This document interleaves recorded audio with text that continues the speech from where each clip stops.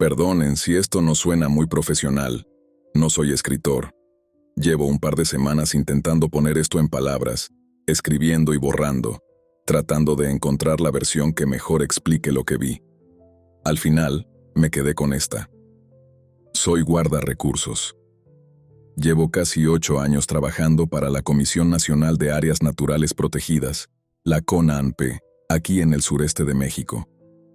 Por razones que entenderán, no puedo dar el nombre exacto de la reserva ni mi identidad real, pero si trabajas en el sector, es muy probable que ya sepas quién soy o que hayas escuchado una versión oficial de lo que voy a contar. Si es así, te agradecería que te lo guardaras. Solo quiero que la gente sepa la verdad. Mi padre fue quien me consiguió este trabajo.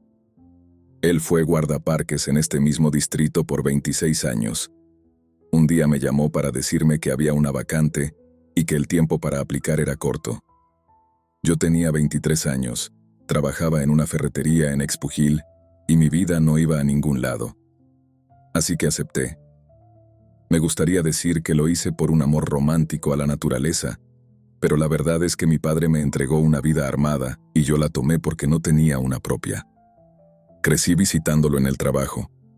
Recuerdo los recorridos de fin de semana en la camioneta 4x4, ayudándolo a revisar las cámaras trampa y comiendo tortas de jamón sentado en la batea mientras él llenaba reportes. Me gustaba.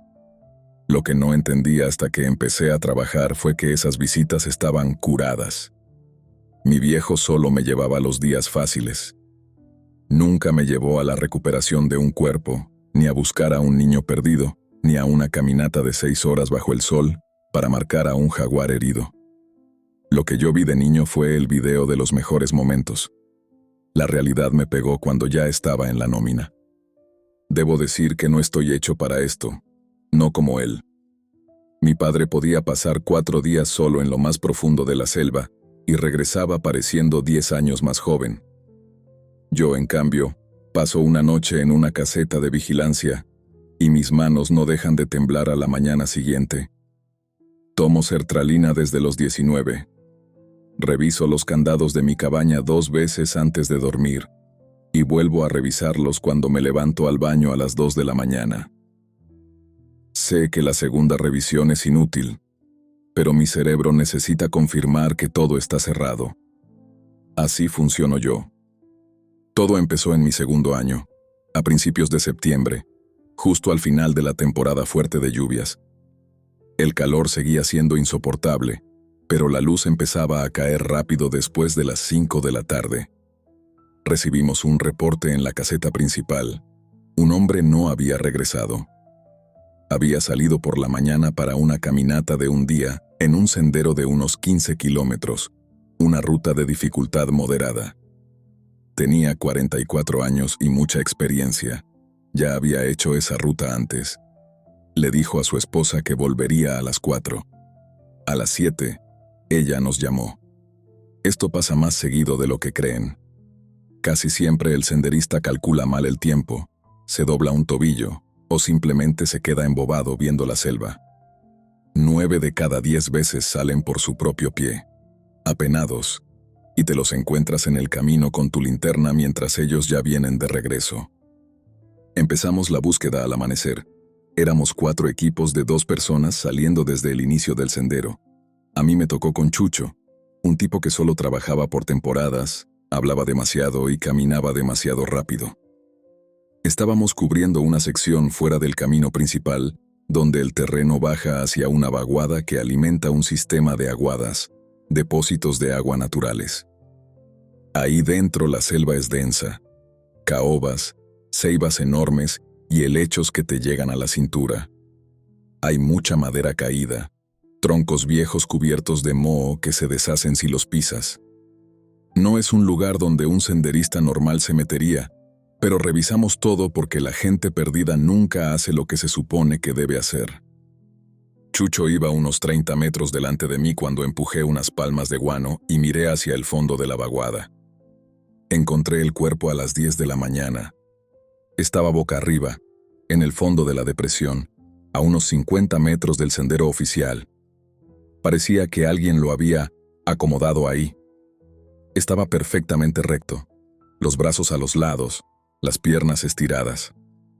Lo primero que me llamó la atención fue lo pálida que estaba la piel, pero era una palidez uniforme, como si el color hubiera sido mezclado en un balde y pintado sobre él de forma perfecta. No había manchas, ni moretones, ni signos de descomposición. Pero luego le vi la cara. La boca estaba abierta, muchísimo, mucho más de lo que es físicamente normal para alguien vivo o muerto. Después revisé y la mandíbula estaba intacta, no había dislocación. La boca simplemente estaba estirada, como si los músculos que debían mantenerla cerrada hubieran dejado de existir. Los labios estaban retraídos, y los dientes, no estaban. La mayoría estaban esparcidos en el suelo, alrededor de la cabeza, entre el lodo y la hojarasca, como si alguien hubiera dejado caer un puñado de chiclets o granos de maíz sobre la tierra. Podía verlos ahí, pequeños y blancos. Algunos todavía tenían la raíz pegada, raíces largas y pálidas, completamente enteras. Parecía que habían sido empujados desde adentro, hacia afuera, a través de las encías. Algunos habían aterrizado a 15 centímetros de la cara. Lo que sea que los forzó a salir, lo hizo con la presión suficiente para dispersarlos.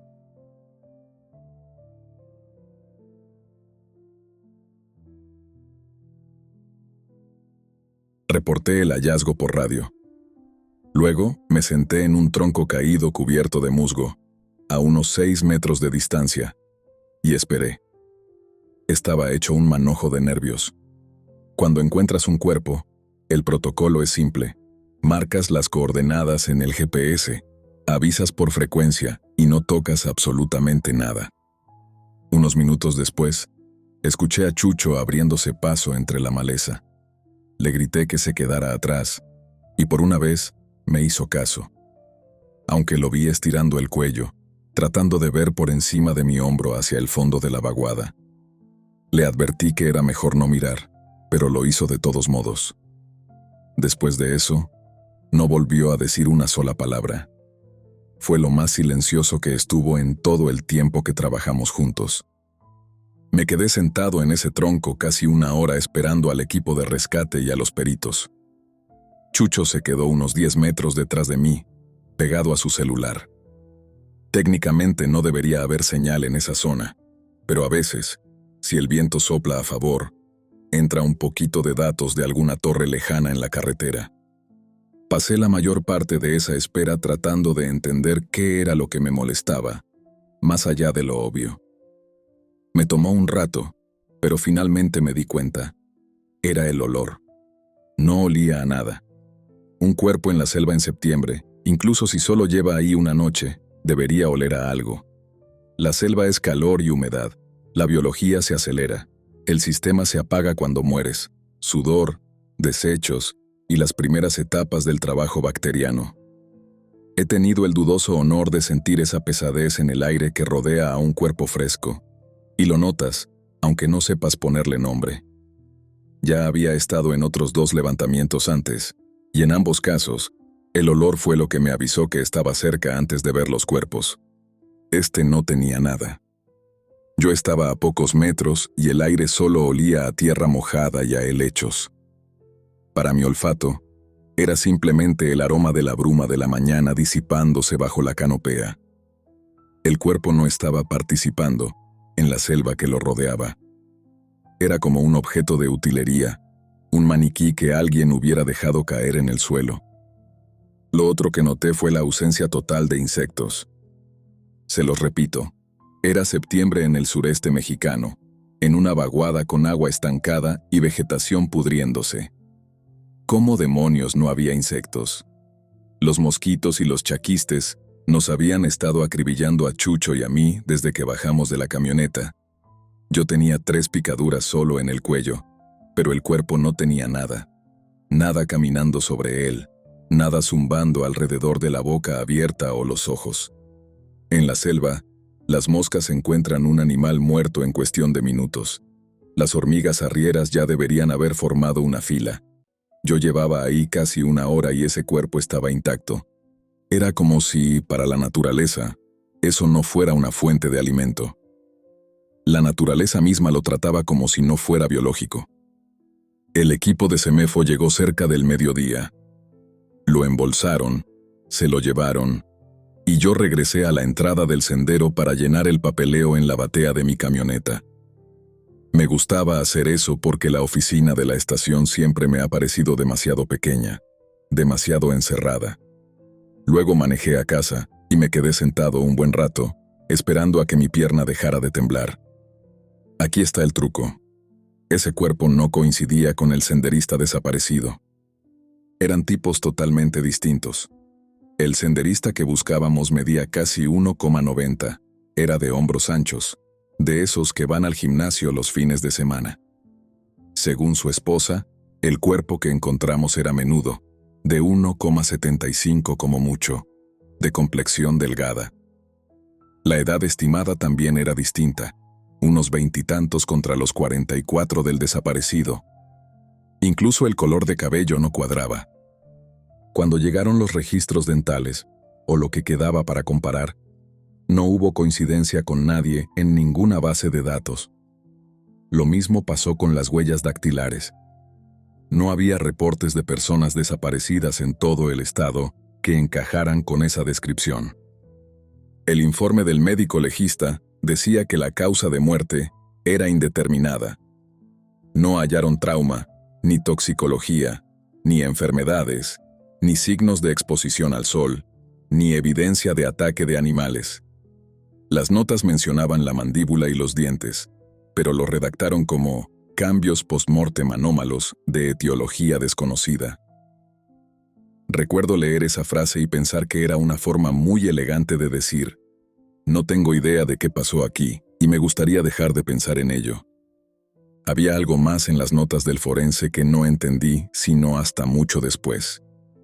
Bajo el examen interno, había una sola línea.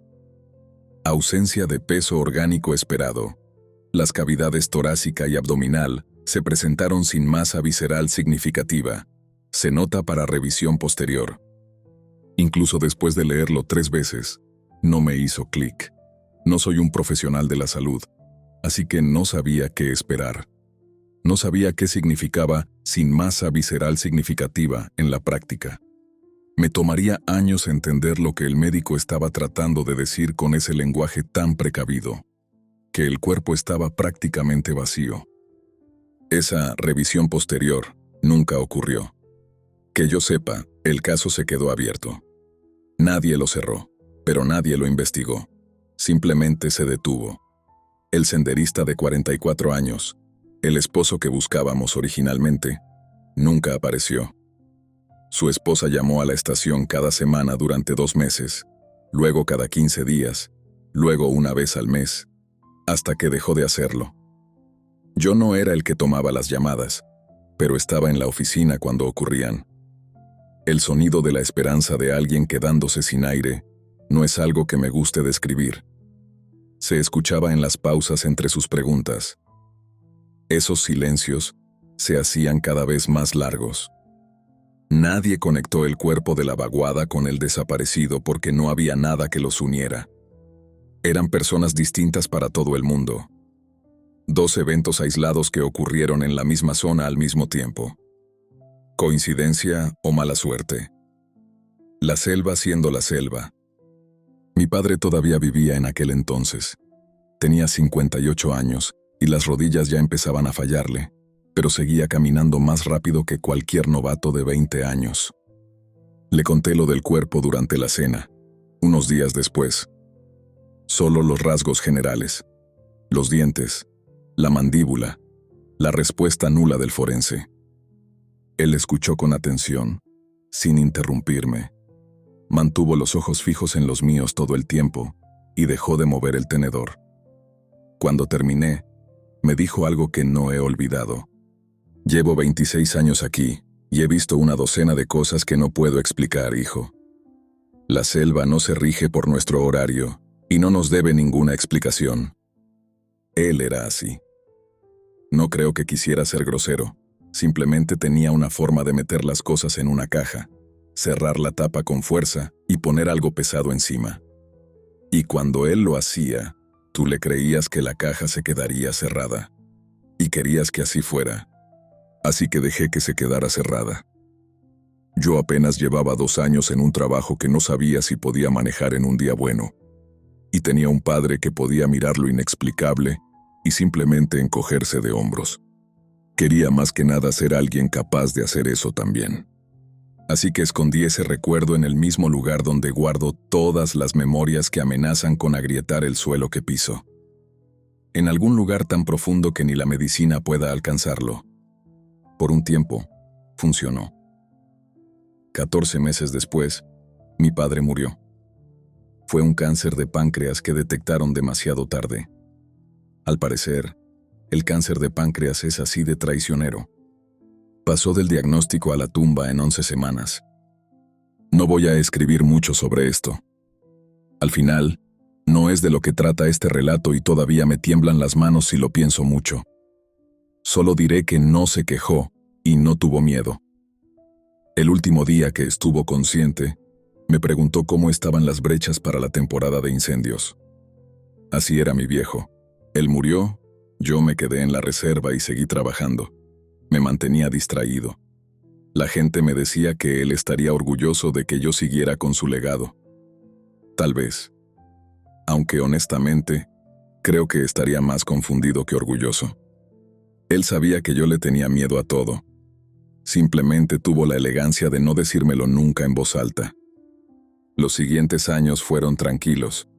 Hice mis rutas, me tomé mis pastillas. Conocí a otros guardaparques que iban y venían. Encontré un ritmo que funcionaba mientras nada lo interrumpiera. Construí una vida basada en quedarme muy quieto, esperando que nada me notara. Aquel cuerpo de la vaguada seguía en su caja mental y la tapa aguantaba. Pero pensaba en él a veces, tarde en la noche, cuando la cabaña crujía, esos momentos en los que tu cerebro decide que dormir no va a suceder. Pero pensar en algo y hacer algo al respecto son actividades muy diferentes, y yo siempre he sido mejor en la primera. Pasaron 4 años, y entonces encontraron el segundo.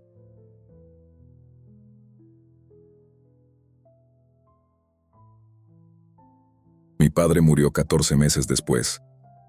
Fue un cáncer de páncreas detectado demasiado tarde. Al parecer, esa enfermedad es así de traicionera. Pasó del diagnóstico a la tumba en apenas 11 semanas. No voy a extenderme mucho en esto porque no es el propósito de este relato, y porque todavía me tiemblan las manos y trato de ponerlo en papel. Solo diré que no se quejó y no tuvo miedo. El último día que estuvo consciente, me preguntó si las brechas para la temporada de incendios estaban limpias. Así era mi viejo. Él se fue, pero yo me quedé en la reserva. Seguí con el trabajo porque me mantenía distraído. La gente decía que él estaría orgulloso de que yo continuara, pero honestamente, creo que estaría más confundido. Él sabía que yo le tenía miedo a todo, pero tuvo la decencia de no decírmelo nunca en voz alta. Los siguientes años fueron tranquilos. Hice mis rutas, me tomé mi sertralina. Conocí a otros guardaparques que iban y venían. Algunos eran buenos, otros solo estaban de paso buscando una mejor plaza en el norte. Encontré un ritmo que funcionaba mientras nada lo interrumpiera. Construí una vida basada en quedarme muy quieto, esperando que nada me notara. Aquel cuerpo de la vaguada seguía en su caja mental y la tapa aguantaba. Pero pensaba en él a veces, tarde en la noche, cuando la selva se ponía ruidosa de más. Pero pensar en algo y hacer algo al respecto son cosas muy distintas, y yo siempre he sido mejor en la primera. Pasaron 4 años, y entonces encontraron el segundo. Antes de seguir, tengo que hablarles de Felipe Herrera y Ricardo. Felipe empezó el mismo año en que murió mi padre. Tenía 24 años en ese entonces, recién salido de la carrera de ingeniería forestal. Era el tipo de persona que podía sentarse a almorzar contigo media hora, sin decir una palabra, y, de alguna forma, disfrutaba su compañía. No es que fuera tímido, simplemente no iniciaba conversaciones. Pero si tú empezabas una, él te seguía el ritmo y recordaba cada detalle semanas después. Una vez me hizo una pregunta sobre la transmisión de mi camioneta que yo había mencionado de pasada 3 meses atrás. Lo que definía a Felipe era su obsesión por lo macabro. Mientras otros preferían la pesca o el fútbol, Felipe devoraba creepypastas, folclore local y podcasts de lo paranormal. Tenía una repisa en su cabaña que estaba dividida a la mitad, guías de identificación de aves por un lado y antologías de terror con el lomo destrozado por el otro. Cuando llegó, siempre que conocía a un guardarrecursos nuevo, le hacía la misma pregunta: ¿qué es lo más raro que te ha pasado en el monte? Casi todos le daban respuestas aburridas: ruidos extraños, un árbol caído de forma inusual o un turista grosero. Él lo anotaba todo en una libreta pequeña. Yo no fui la excepción. Le conté la vez que encontré una bota de montaña en medio de un sendero, sin pie adentro y sin rastro del dueño en kilómetros. No le conté lo del cuerpo de la vaguada. No sé por qué. Quizás porque la historia de la bota cabía en su libreta, pero el cuerpo necesitaba quedarse en la caja. Luego estaba Ricardo. Él llevaba unos 3 años cuando apareció el segundo cuerpo. Tenía 33 años y antes trabajaba en seguros en la capital, algo de lo que nunca hablaba, así que asumí que lo odiaba. Ricardo era el tipo que siempre llevaba una barra de chocolate extra por si a ti se te olvidaba el almuerzo. Te prestaba su impermeable si el tuyo se quedaba en la camioneta. Incluso le ponía nombres a los ceretes y ardillas que rondaban la estación, y se ponía genuinamente triste si alguno dejaba de aparecer. Tenía un corazón demasiado blando para este trabajo, pero era tan auténtico que no podías evitar querer ser como él. Nosotros 3 no éramos los mejores amigos del mundo, pero éramos compañeros que se sentían cómodos juntos, algo que en este oficio es raro y valioso. Almorzábamos juntos cuando los turnos coincidían, y a veces compartíamos la camioneta para ir por víveres al pueblo. Era mi 6º año, finales de octubre. Una pareja de unos 30 años había reservado un sitio para acampar en una zona remota llamada el Bajo de la Danta, un permiso de 2 noches. Cuando no se reportaron en la fecha de salida y su auto seguía en el estacionamiento a la mañana siguiente, iniciamos la búsqueda.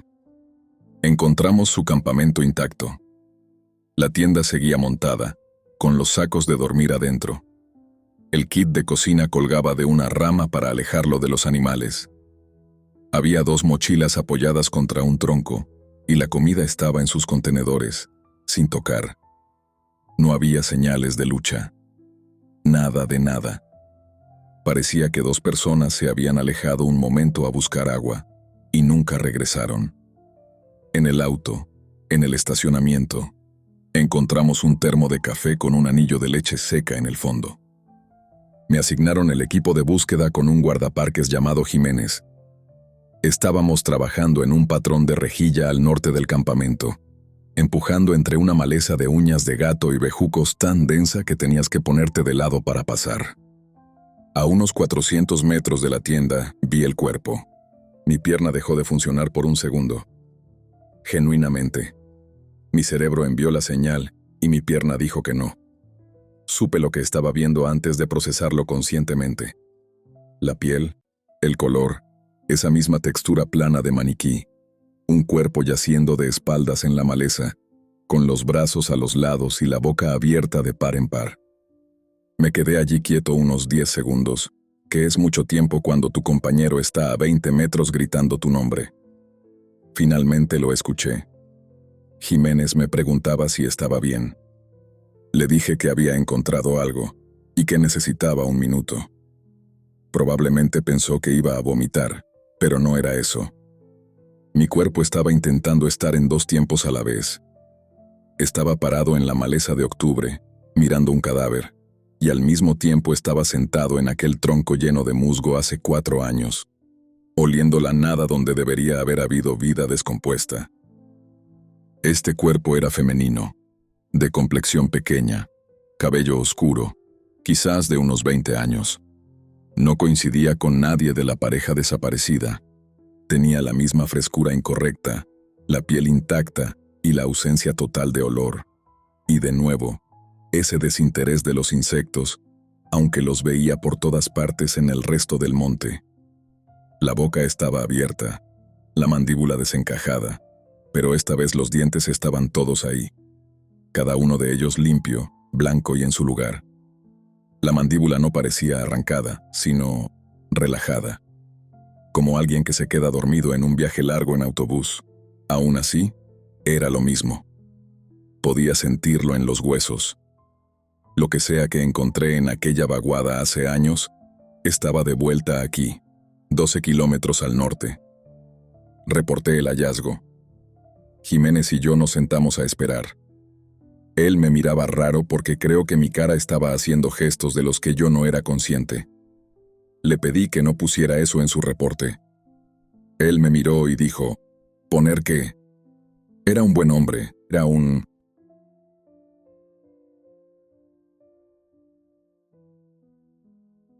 El reporte forense llegó 10 días después. Solicité una copia, algo que tuve que justificar ante mi supervisora, Clara, una mujer eficiente a la que no le gustaba nada que generara papeleo extra. Le expliqué que había encontrado un cuerpo similar años atrás y quería comparar notas. Me miró un par de segundos de más, pero aprobó la solicitud. Aquí estaban las notas. Causa de muerte, indeterminada. Trauma, ninguno. Toxicología, limpia. El examen interno notó lo mismo que el primero, masa orgánica reducida. El cuerpo pesaba mucho menos de lo que debería para su tamaño. Pero esta vez, el examinador agregó algo nuevo: laceraciones en el esófago y la tráquea superior. Rasguños verticales profundos que subían desde donde debería estar el estómago hasta la garganta. Como si algo con una superficie rugosa se hubiera arrastrado hacia afuera. Los rasguños estaban limpios y secos, sin sangre, sin inflamación, sin signos de curación. Lo que sea que los hizo, lo hizo cerca del momento de la muerte. O cerca de lo que sea que estuviéramos llamando muerte, porque nada en esos cuerpos seguía las reglas de la biología humana. Se me ocurrió una idea al terminar de leer. Lo que sea que dejó atrás el primer cuerpo, había aprendido a salir con más cuidado. La pareja desaparecida nunca fue encontrada. Tuve que sentarme en esa oficina y escuchar cómo la esperanza de sus familias moría de nuevo. Intenté conectar los casos oficialmente, pero Clara fue clara. Son 2 restos no identificados con 6 años de diferencia. No tienen conexión aparente. ¿Qué quieres que haga la regional con esto? Tenía razón. En el papel no había nada, pero yo sabía que eran lo mismo. 3 meses después, en enero, plena temporada seca, Felipe, Ricardo y yo recibimos una asignación de 2 noches en el área del Bajo de la Danta. Teníamos que revisar las brechas y los puentes colgantes después de unas tormentas tardías. Casi pido que me sacaran de la ruta. No estaba durmiendo bien desde octubre y la idea de pasar 2 noches allá afuera me ponía un nudo en el pecho que no podía explicar sin parecer un loco.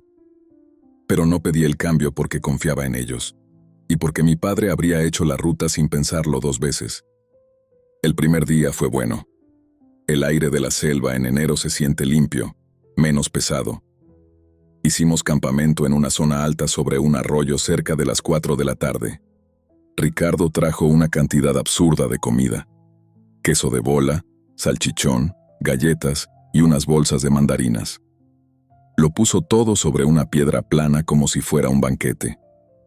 Felipe dijo que parecía una tabla de charcutería para gente que compra en gasolineras. Ricardo se lo tomó como un cumplido. Encendimos fuego. El humo subía recto hacia el cielo despejado. Estábamos comiendo y hablando de nada importante. Felipe intentaba convencer a Ricardo de ver una película de terror coreana.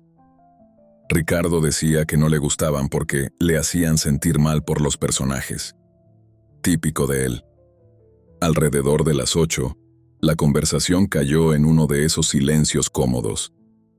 Entonces Felipe dijo: ¿Ustedes oyeron hablar de don Beto Guzmán? Ricardo negó con la cabeza. Yo tampoco. Felipe movió las brasas con una rama. Estuvo aquí antes que ustedes. Se jubiló justo antes de que tú entraras, dijo mirándome. Era un tipo reservado, pero hubo una cosa que le contó a un par de personas, y la historia se quedó dando vueltas. Y claro, tú te la sabes, dijo Ricardo. Claro que me la sé. Felipe lanzó un trozo de madera al fuego y empezó. Don Beto estaba haciendo un patrullaje solo por el norte. Finales de verano, quizás en el 2005 o 2006. Un día largo, sin novedades. Viene bajando por una vereda y, tras una curva, ve a un hombre unos 15 metros adelante, parado en medio del camino. Beto lo saluda. El tipo se da la vuelta y lo espera. Ok, dijo Ricardo. Caminan juntos como por 1 kilómetro. Beto intenta sacar plática. El tipo responde, pero lo mínimo, solo frases cortas. No ofrece información. Beto piensa que está cansado, o que es uno de esos turistas que no quieren hablar. No le da importancia. En un punto, Beto se agacha para ajustarse la bota. Mira hacia abajo unos 15 segundos. Felipe hizo una pausa dramática. Mira hacia arriba. El tipo ya no está. ¿A dónde se fue?, preguntó Ricardo. Esa es la cosa. El sendero era una línea recta de 100 metros en ambas direcciones. No había salidas. De un lado una ladera empinada y del otro un barranco. No tenía a dónde ir. Simplemente desapareció. Pudo haberse metido entre los árboles para orinar, dijo Ricardo. En 15 segundos, sin hacer un solo ruido, sin que Beto oyera un solo paso en la hojarasca seca de la selva. Felipe se encogió de hombros. Seguro, tal vez. Ricardo miró al fuego. Ok, eso está raro. Se pone peor, continuó Felipe. Beto le contó esto a unos compañeros entre cervezas. Le preguntaron cómo era el hombre, y él no supo decir.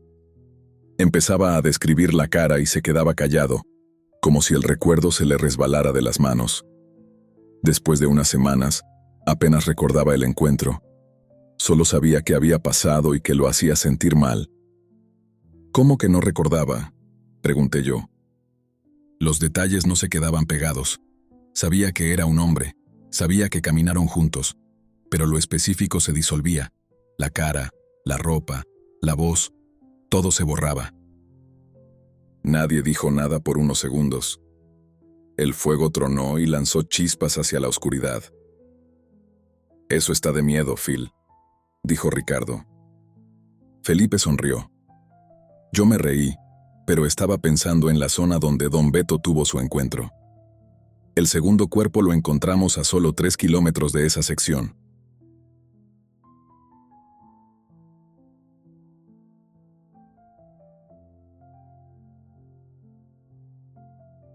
No dije nada. Me guardé el pensamiento y dejé que la conversación siguiera su curso. Nos fuimos a dormir alrededor de las 9:30. Yo estaba en mi saco de dormir, Felipe en su tienda y Ricardo en la suya. Me quedé mirando el techo de nylon, tratando de convencer a mi cerebro de que se apagara, una negociación que pierdo casi todas las noches. El arroyo sonaba lo suficientemente fuerte como para cubrir los ruidos pequeños. Era pacífico. Fuera de eso, el silencio en la selva era total. Sin el sonido del agua, me habría resultado demasiado inquietante quedarme dormido. Allá afuera, en noches así, necesitas tener algo más que escuchar. La desventaja, sin embargo, era que no podía oír lo que se movía a nuestro alrededor. No sé qué hora era cuando escuché el cierre de la tienda de Ricardo. Si tuviera que adivinar, creo que era alrededor de la medianoche. Lo oí salir de su tienda, escuché sus pasos sobre la tierra seca y asumí que iba a orinar. Casi vuelvo al estado de duermevela que apenas lograba mantener. Entonces lo oí decir algo. No a mí, sino hacia afuera, hacia la línea de los árboles. Sonaba casual y amable, como si alguien hubiera llegado al campamento por accidente. «Oye, ¿todo bien allá afuera? ¿Necesitas ayuda?» Salí de mi saco de dormir rápido. Abrí el cierre de mi tienda. El frío de la madrugada me golpeó y vi a Ricardo parado a unos 6 metros del círculo de cenizas del fuego. Estaba mirando hacia los árboles del norte. Estaba mirando a alguien. Pude ver la silueta. La forma de una persona parada justo donde terminaba el alcance de la luz de las brasas. Estaba a unos 40 metros del campamento, entre los árboles, de pie, muy derecha y quieta. Podía notar que nos estaba mirando de frente, pero no alcanzaba a verle el rostro. No podía ver ningún detalle, solo el contorno, altura promedio, complexión promedio. Estaba parado como si esperara un autobús. No había nada obviamente mal con lo que estábamos viendo. Y aún así, todo mi cuerpo se heló. Ricardo dio un paso hacia la silueta. «Oye, ¿necesitas...?» «¡Ricardo!», lo interrumpí. Lo dije demasiado fuerte para ser medianoche, pero no me importó. Él se giró y me miró. Pude ver su cara bajo la tenue luz naranja. Se veía confundido, no asustado. Todavía no había sentido esa sensación de error que yo ya tenía encima. Le dije, «Regresa al fuego ahora mismo». Él me miró. Luego miró de nuevo a la figura. Algo en mi voz debió ser suficiente porque regresó hacia mí sin discutir, aunque seguía mirando por encima de su hombro. Felipe ya estaba despierto también, sentado en su tienda con su linterna de cabeza encendida, preguntando qué pasaba. Les dije que había alguien en el límite del campamento. Felipe se puso las botas y agarró su linterna potente, apuntando hacia la línea de los árboles. En el momento en que la luz golpeó, no había nada. El espacio donde había estado la silueta ahora estaba vacío. Solo troncos y ramas en la oscuridad. «¿Qué?» «Yo vi a alguien», dijo Ricardo, aunque sonaba como si intentara convencerse a sí mismo tanto como a nosotros. «Estaba justo ahí», señaló. Felipe movió la luz de un lado a otro. Pudo ser un senderista perdido, tal vez. «Solo estaba ahí parado», insistió Ricardo. «Bueno, ¿dijo algo?», preguntó Felipe. Ricardo empezó a responder y luego se detuvo. Su boca se abrió y se cerró, y sus ojos se perdieron en algún lugar lejano por un segundo. Luego dijo, Yo creo que sí». «Sí», dijo algo, «pero no puedo. Era difícil oír por el arroyo. Yo no pregunté qué había dicho la figura. No quería saber si Ricardo había escuchado lo que yo escuché desde mi tienda justo antes de salir. Porque yo también había oído algo. Debajo de la voz de Ricardo, debajo del sonido del agua, hubo algo más. Algo bajo y plano, una voz tratando de sonar normal. Pero pude notar algo por debajo, algo tan tenue que casi pude convencerme de que lo había imaginado. Algo que vibraba. Un zumbido profundo y áspero, como una avispa atrapada dentro de un violonchelo. Duró apenas 2 segundos. Fue el sonido más horrible que he escuchado en mi vida.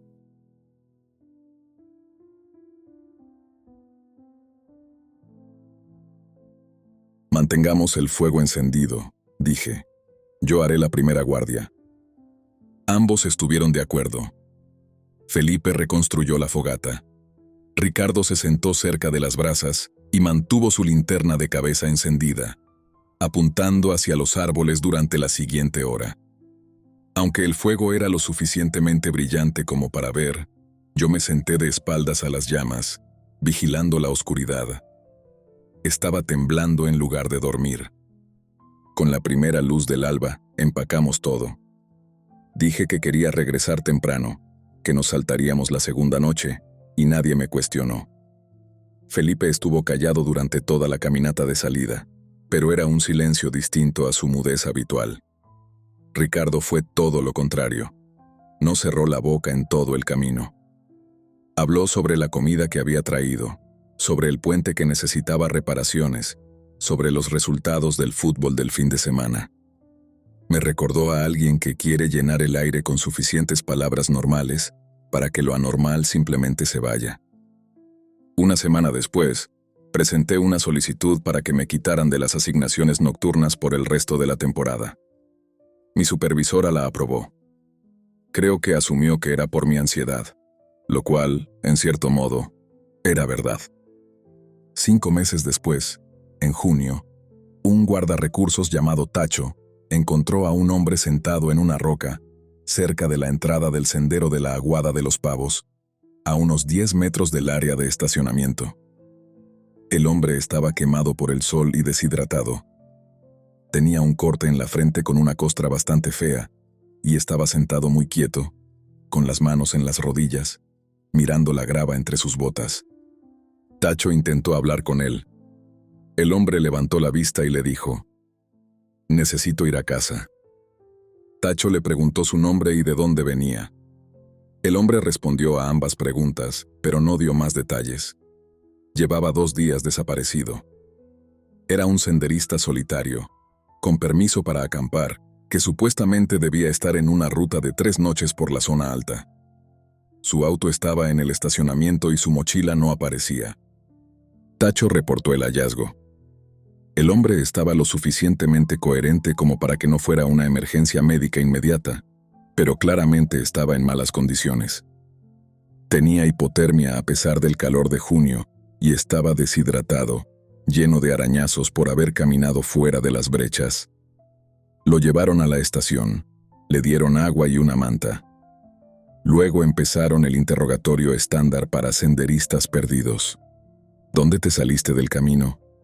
¿Cuándo te diste cuenta de que estabas perdido? ¿Recuerdas algún punto de referencia? Respondió a todo con oraciones cortas. Se había salido de la vereda en el cruce de la vereda alta. Se había confundido en algún momento de la primera tarde y pasó la noche a la intemperie. Encontró el arroyo a la mañana siguiente y lo siguió hacia abajo. Una historia de extravío bastante típica. El guarda que hacía el informe lo anotó todo, y ahí habría terminado la cosa.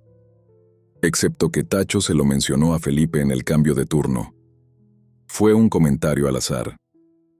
Encontramos a un tipo sentado en la Aguada de los Pavos. Parecía que había visto a un fantasma. Tacho no lo decía literalmente.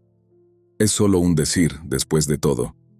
Pero Felipe, ya saben que tiene olfato para estas cosas, le hizo un par de preguntas de seguimiento, y algo en las respuestas lo hizo venir a buscarme. «Deberías hablar con ese tipo», me dijo Felipe. Estaba parado en el marco de la puerta de mi cabaña con las manos en los bolsillos y una expresión que no le había visto nunca. El senderista que encontró Tacho le dijo algo sobre haberse encontrado con otro caminante en la vereda antes de perderse.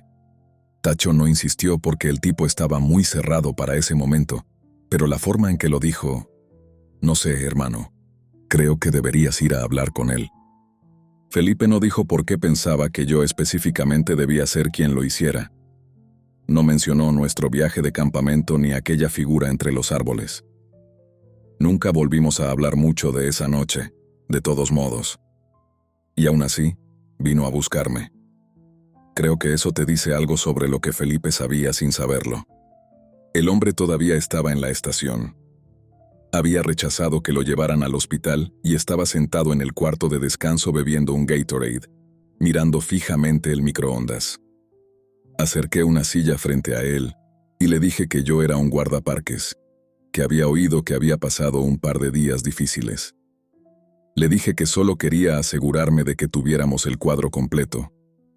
Le pregunté si podía contarme qué había pasado desde el principio.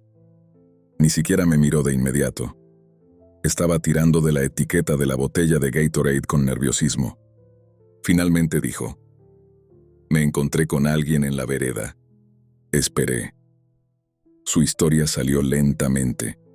Estaba en la vereda alta, a unos 6 kilómetros de profundidad, moviéndose despacio porque su mochila pesaba y la pendiente era empinada. Dobló en una curva y vio a un hombre en el camino delante de él, a unos 20 metros, caminando en la misma dirección. Dijo que el hombre tenía una altura y complexión promedio. Llevaba una chaqueta verde, jeans y una mochila. El hombre lo oyó venir y se dio la vuelta, esperándolo para que lo alcanzara. Incluso le hizo un pequeño saludo con la mano. Nuestro superviviente le devolvió el saludo. Siguieron caminando juntos. El hombre parecía normal al principio y era amable. Lo saludó, dijo algo sobre el clima, la charla típica de sendero. El superviviente le preguntó hacia dónde se dirigía. El hombre le dio una respuesta, pero el superviviente me confesó que no podía recordar cuál fue esa respuesta. Caminaron juntos por quizás medio kilómetro. El superviviente hizo casi toda la plática. Me dijo que él era de los que hablaban mucho en el monte, que le gustaba tener compañía, y el otro tipo parecía disfrutarla también. Sin embargo, después de unos minutos, empezó a notar cosas. El hombre tenía una voz plana, monocorde. Cada palabra salía con el mismo tono y el mismo volumen, como el peor actor leyendo una tarjeta. El superviviente pensó que tal vez el tipo estaba cansado, o que era tímido, o que no era su lengua materna. Luego describió algo que hizo que mi corazón se saltara un par de latidos. Dijo que había algo debajo de la voz del hombre, un zumbido o vibración baja, como el sonido que escuchas cuando estás cerca de un transformador de potencia, un zumbido eléctrico profundo que puedes sentir en las muelas, excepto que venía del pecho o la garganta del hombre. Solo lo notaba durante las pausas en la conversación, cuando el hombre no estaba hablando, e incluso entonces era tenue. Se dijo a sí mismo que lo estaba imaginando, pero luego, los ojos. El superviviente intentó hacer contacto visual, pero no pudo. El hombre giraba la cara hacia él cuando hablaba. La orientación era la correcta. La cabeza apuntaba hacia él, el rostro apuntaba hacia él, pero los ojos estaban desviados. Apuntaban a un punto justo a la izquierda de la cara del superviviente, o justo por encima de su frente. Cuando el superviviente se movía, se inclinaba un poco, o giraba la cabeza, los ojos del hombre no lo seguían. Se ajustaban, pero siempre hacia un punto incorrecto diferente. Era como si estuvieran calculando aproximadamente hacia dónde mirar sin entender el concepto. Recuerdo cómo lo describió. Como intentar hacer contacto visual con una pintura.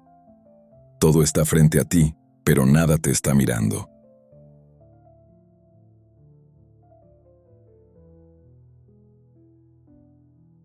El sobreviviente se detuvo en el sendero y le dijo al hombre que necesitaba revisar su mapa.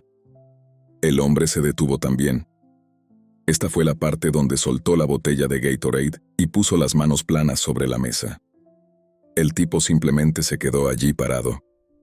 No se quitó la mochila. No se sentó. No bebió agua. Solo dejó de moverse y se quedó en medio de la vereda frente al sobreviviente, con los brazos a los lados. Podría haber sido un maniquí de vitrina. No cambiaba el peso de una pierna a otra, no se rascaba, no hacía ningún movimiento reflejo. La gente no se queda así de quieta. El ser humano siempre está haciendo algo. Este hombre se había detenido y la detención era total, como pausar un video.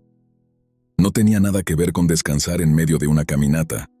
El sobreviviente dijo que se quedó allí, fingiendo mirar su mapa por unos 30 segundos. En ese tiempo, el hombre no se movió ni una vez, no parpadeó, no respiró, o al menos él no lo vio respirar. Pero el zumbido seguía ahí, más fuerte en ese silencio. Dobló su mapa y se lo guardó en el bolsillo. Le dijo al hombre que acababa de darse cuenta de que debía retroceder, porque se había pasado un cruce. El tipo no respondió de inmediato, pero pronto dijo, «Está bien», el mismo tono plano. El sobreviviente se dio la vuelta y empezó a caminar de regreso por el sendero. Me dijo que la peor parte de toda la experiencia fueron los 15 segundos después de darle la espalda, porque no escuchó pasos detrás de él, no escuchó nada. Quería correr con todas sus fuerzas, pero mantuvo la compostura y caminó rápido sin mirar atrás. Se salió de la vereda en el primer paso de animales que encontró, se metió entre la maleza y siguió avanzando. Ahí fue cuando se perdió total y desesperadamente. Pasó la noche bajo una caoba enorme, sin refugio y sin fuego. Casi no durmió. 2 veces durante la noche, jura que escuchó a alguien llamarlo por su nombre desde los árboles. Su nombre de pila, pronunciado de forma clara y tranquila, en ese mismo tono monocorde de antes. Me dijo que nunca le había dado su nombre a ese hombre. Estaba seguro de ello. Juraría su vida sobre ese hecho. Yo hablo demasiado en el monte, lo sé, me confesó. Le conté de dónde era, le hablé de mi perro, del viaje por carretera, pero le aseguro que nunca le dije mi nombre. Lo sé porque justo antes de salirme del sendero estaba pensando, ¿por qué nunca me preguntó cómo me llamo? Casi todo el mundo pregunta. Luego le pregunté si el otro caminante lo había seguido fuera de la vereda. Dijo que no creía. Nunca volvió a ver al hombre después de darle la espalda. Pero las 2 veces que escuchó su nombre, el llamado vino de direcciones distintas. El primero fue cuesta arriba, hacia el este. El segundo fue cuesta abajo, hacia el oeste. Ambos llamados sonaban a la misma distancia. No dije nada cuando terminó. Le daba vueltas en mi cabeza. Él volvió a arrancar la etiqueta del Gatorade. Ya la había quitado casi toda, y ahora trabajaba en el residuo del pegamento con la uña, raspándolo en pequeñas bolitas grises sobre la mesa. Lo vi hacerlo, y no confié en mí mismo para hablar todavía. Respiré profundo un par de veces, y le hice una última pregunta. Le pregunté si los ojos del hombre lo habían mirado directamente alguna vez, aunque fuera por una fracción de segundo. Pensó su respuesta por mucho tiempo antes de darla. Finalmente dijo, no creo que lo hiciera nunca. Manejé a casa esa noche y me senté a la mesa de mi cocina, abriendo ambos informes forenses en mi laptop. Los leí con cuidado, uno al lado del otro. El primer cuerpo, los dientes expulsados, la mandíbula forzada, mayormente vacío por dentro. El segundo cuerpo, la mandíbula abierta, dientes intactos, la garganta rasguñada desde el interior, también mayormente vacío por dentro. Y ahora teníamos a un testigo vivo que había caminado junto a algo que no podía hacer contacto visual, que no podía modular su voz y que se quedaba quieto como nada en este mundo cuando no se movía. Perdonen, pero les voy a decir lo que creo que está pasando. Obviamente no tengo todas las pruebas. Tengo 2 cuerpos, un viaje de campamento y un senderista delirante que escuchó su nombre llamado desde la oscuridad por algo a lo que nunca se lo dio. En términos de evidencia, eso es todo lo que tengo. Pero, ¿qué es lo que pienso?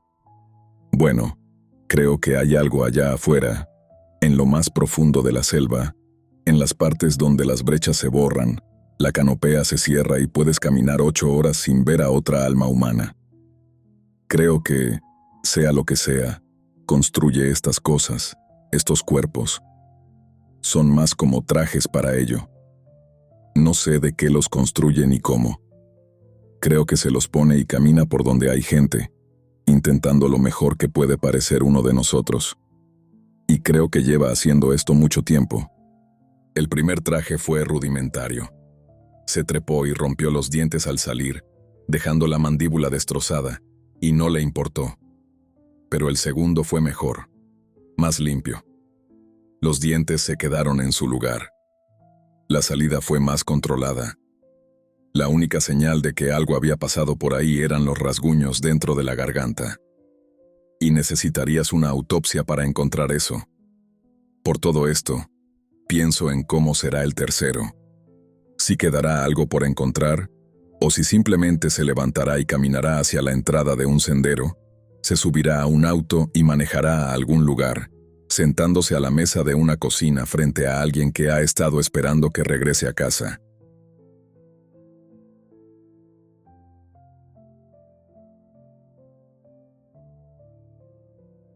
Me recuerda mucho a esa historia de Don Beto Guzmán, caminando más de 1 kilómetro al lado de un hombre cuyo rostro no pudo recordar apenas una semana después.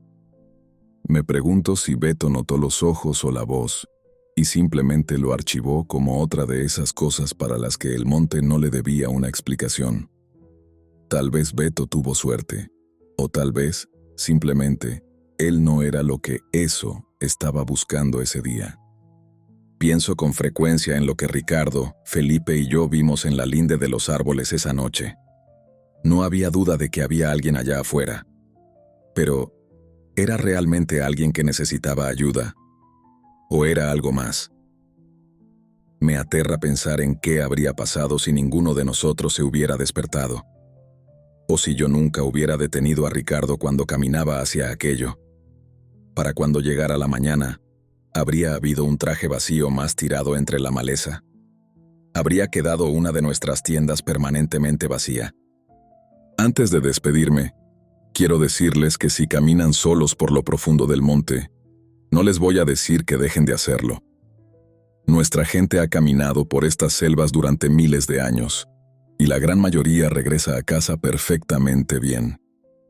Lo que trato de decir es que, si se encuentran a alguien más en la vereda, y sienten que algo está muy mal, si la voz no les cuadra, o los ojos nunca terminan de encontrarse con los suyos, confíen en ese instinto. Esos presentimientos existen en nosotros por una razón. Ser grosero o parecer maleducado es mucho mejor que desaparecer para siempre. Den media vuelta, caminen en dirección contraria, y por lo que más quieran, no miren atrás. Tomen este último mensaje en serio. La próxima vez que se topen con alguien en un sendero solitario o a la orilla de una carretera remota y actúe de forma un poco extraña, puede que no estén tratando con una persona, sino con algo. Y ese algo podría estar intentando guiarlos hacia la espesura para que nunca los vuelvan a encontrar. Buenas noches.